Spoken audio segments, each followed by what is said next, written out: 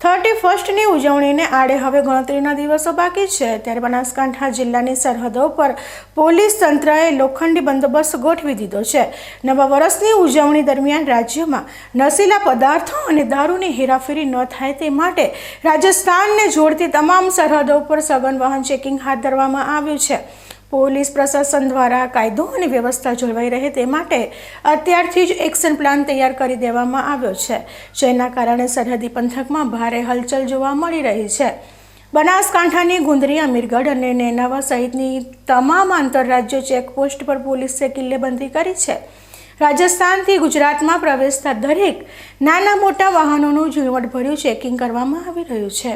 આ કામગીરીમાં પોલીસની સાથે SRPF અને હોમગાર્ડના જવાનો પણ ખડે પગે તૈનાત કરવામાં આવ્યા છે।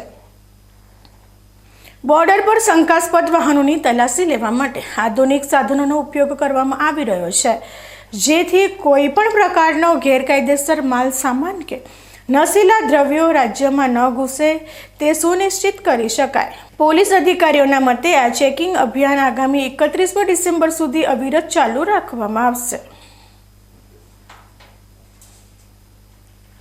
આમ નવા વર્ષના વધામણા પૂર્વે બનાસકાંઠા પોલીસ એક્શનમાં આવતા બુટલેગરોમાં ફફડાટ વ્યાપી ગયો છે। સરહદી વિસ્તારોમાં વધારાના પોલીસ કાફલાના તૈનાતીને પગલે સુરક્ષા વ્યવસ્થા મજબૂત બની છે।